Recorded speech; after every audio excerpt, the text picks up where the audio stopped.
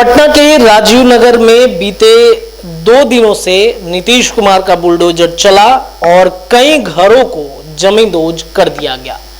लाखों की संपत्ति से बनाए गए घरों को महज चंद मिनटों में जमींदोज कर दिया गया। कई लोग अपने घर को बचाने के लिए रोते रहे, गिड़गिड़ाते रहे, लेकिन प्रशासन के बुलडोजर के आगे उनका एक न चला और अंततः उनके घर को भसा दिया गया। आपको बता दें कि जिस तरीके से बेरहमी तरीके से लोगों के घरों को तोड़ा जा रहा है, अवैध निर्माण का हवाला दिया जा रहा है कि यह जमीन अवैध है। बार बार एक ही प्रश्न हम भी दोहरा रहे हैं प्रशासन से और लगातार ये खबरें भी चल रही हैं। लगातार विपक्ष के लोग भी सवाल खड़े कर रहे हैं कि जब वहां पे निर्माण कार्य चल रहा था या फिर जब जमीन की खरीद बिक्री का कार्य चल रहा था तो प्रशासन कहां था। खबरें ये भी हैं कि प्रशासन की मिली भगत से ही उस जगह के उस कॉलोनी को बसाया जा रहा था। जब वहां पे लोग घर बनवा रहे थे तब प्रशासन के लोग ही वहां जाते थे और घर बनवाने के नाम पर 50,000 से लेकर 1 से 1.5 लाख रुपए की डिमांड करते थे और कहते थे कि आप आराम से घर बनवाइए, यहाँ पे आपको कोई परेशान नहीं करेगा।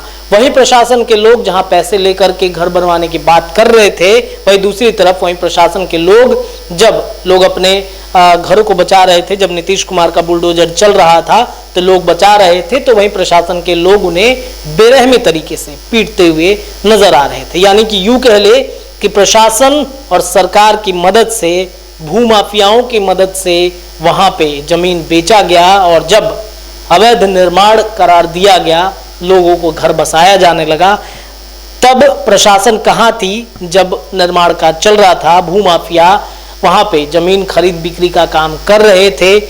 जब अवैध ही था तो लोग टैक्स वहां पे कर रहे थे, नगर निगम के लिए टैक्स, बिजली बिल पे कर रहे थे, तब प्रशासन की नींद क्यों नहीं खिली। बहरहाल बीते दिनों पटना हाईकोर्ट ने अगले 2 दिनों तक वहां पे बुलडोजर चलाने से रोक लगा दी है।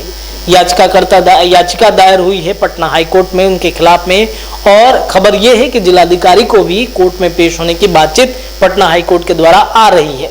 कल सुनवाई हुई है, अब कोर्ट जो है ये फैसला लेगा कि वहां पे क्या होगा, बुलडोजर चलेगा कि नहीं चलेगा।